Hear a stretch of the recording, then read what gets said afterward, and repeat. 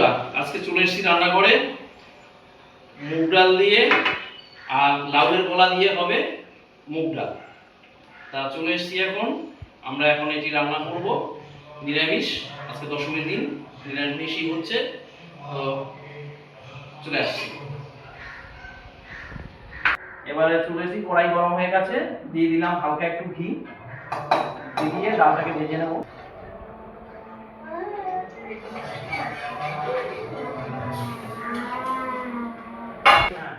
এবারে হালকা ঘি দিলাম, ঘি দিয়ে ডালটাকে হালকা ভেজে নেব, যাতে একটা মোটামুটি একটা ফ্লেভার আসে, ভাজার গন্ধ আসে। এরকম আঁচটা খুব বেশি বানানো, খেয়াল রাখতে হবে যে ডালটা পুড়ে না যায়।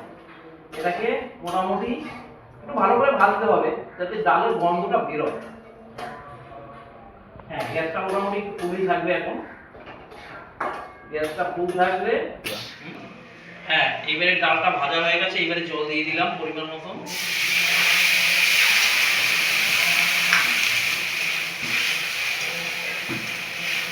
হ্যাঁ, এবারে আরেকটু জল দিয়ে দিলাম। এভাবে পরিমাণ মতো জলটা দিতে হবে। এবারে ঢেকে দেবো।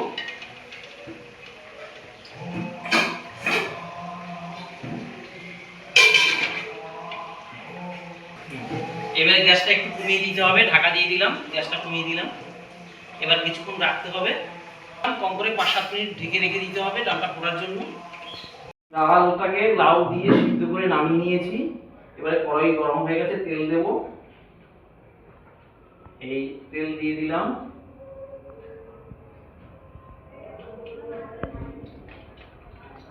এবারে গ্যাসটা একটু বাড়িয়ে নেব, কড়াই তেতে গেছে। এবারে দিচ্ছি তেজপাতা, পাঁচফোড়ন,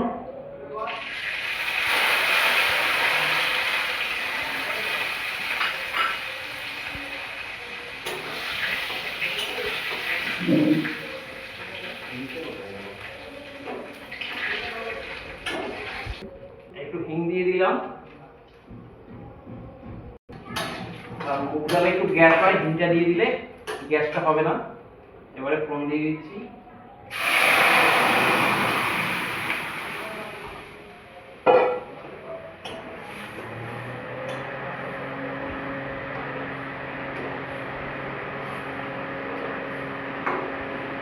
গ্যাসটা এবার একটু ফুল করে দেবো।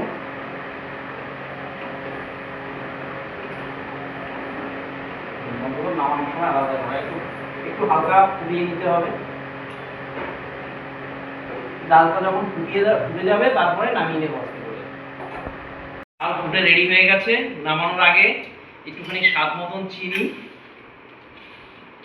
যারা মোটামুটি তরকারিতে চিনি পছন্দ করেন তারা একটু স্বাদ মতন চিনি, একটু ঘি, আর যদি যারা চিনি না দেবেন অল্প গুঁড়ো দিতে পারেন, গুঁড়ো দেওয়া যায়। স্বাদ মতন একটু ঘি দিয়ে এবারে নামিয়ে নেব।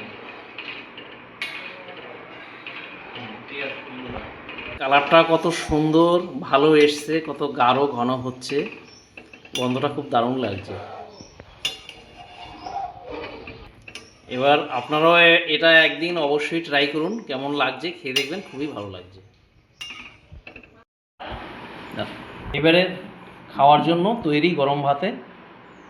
আপনারা একদিন অবশ্যই এটা ট্রাই করবেন, কালারটাও খুব দারুণ এসছে, গন্ধও খুব ভালো বেরোচ্ছে।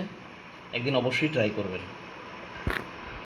বন্ধুরা, ভিডিওটা ভালো লাগলে অবশ্যই সাবস্ক্রাইব করবেন, লাইক করবেন, শেয়ার করবেন। হ্যাঁ, আপনাদের যদি কোনো প্রশ্ন থাকে জানাবেন। আপনাদের এই লাইক কমেন্ট করাতে আমাকেই আর একটা ভিডিও তৈরি করতে উৎসাহ করবে।